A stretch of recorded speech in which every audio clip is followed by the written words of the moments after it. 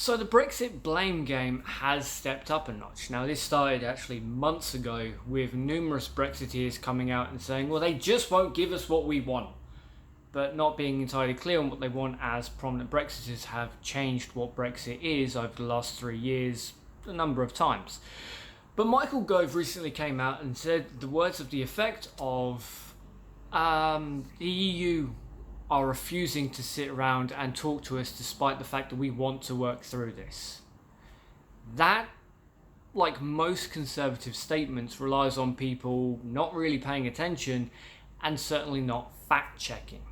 The EU said on the very day that Boris Johnson was named Prime Minister that they want to sit around and talk through things again, knowing that the new Prime Minister is not entirely happy with what the last Prime Minister set up.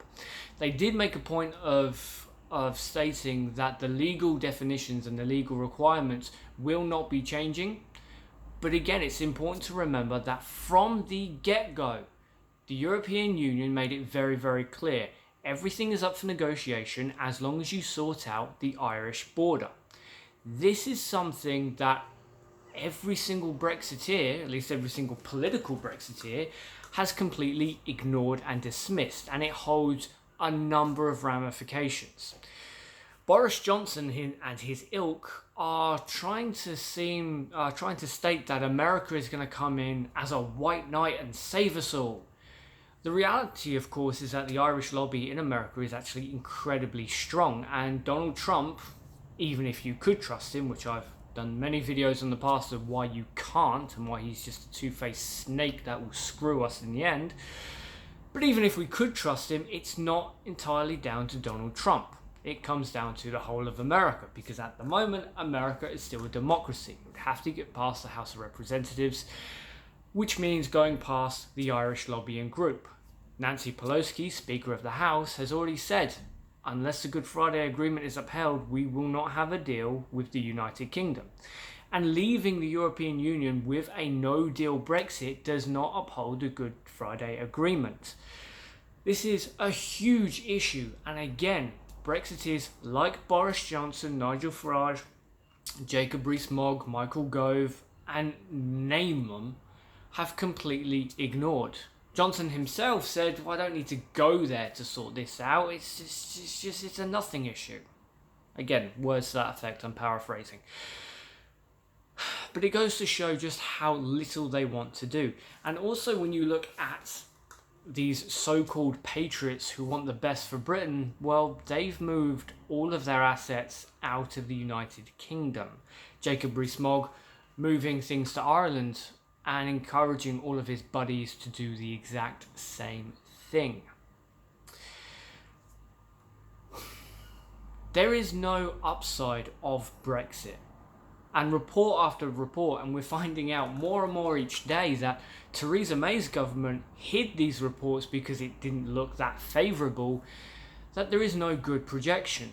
And the only people who are still touting the benefits of Brexit are the hardline Brexiteers who will get to fiddle their own taxes and pay nothing into this country, while of course Boris Johnson and his buddies take everything from it.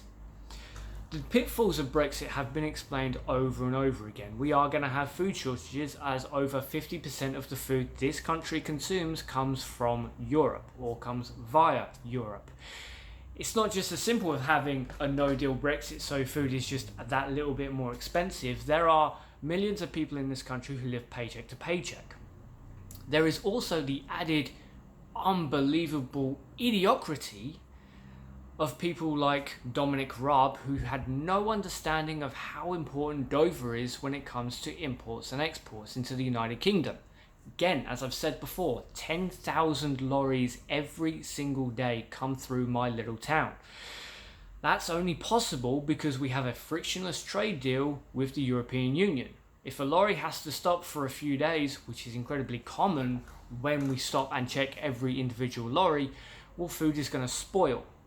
If food spoils, well, supermarkets and smaller food chains aren't necessarily going to sell that, now are they?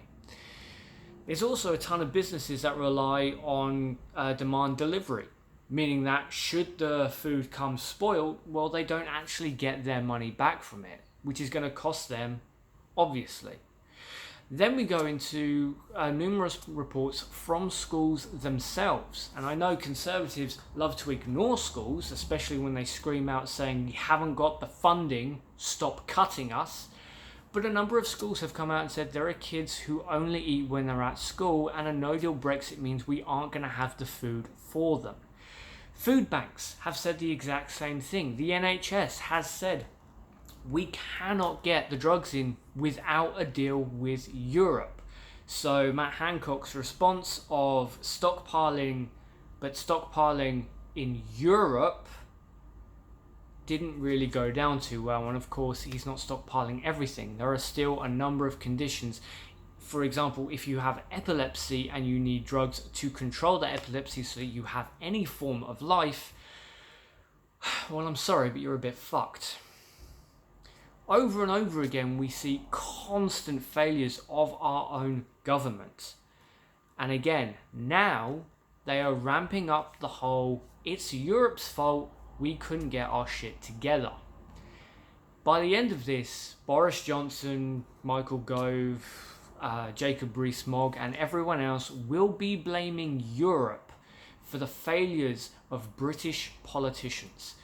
Now, Brexit was a clusterfuck on the highest scale, and those responsible for conning people are getting away with it scot-free. This unfortunately leads to the illusion that they've done nothing wrong. The reality is that the former Prime Minister, Theresa May, in her epic attempt of protecting party over everything else, squashed investigations. I mean, hell, I'm pretty sure that the only reason why Charlie Elfrich, the man charged with 3 accounts of sexual assault, got any kind of backlash is because he turned on Theresa May in December. Over and over again, we've seen criminal elements within the Brexit party and within the Brexit campaign. The media is doing a piss poor and non-existent job of holding these people accountable.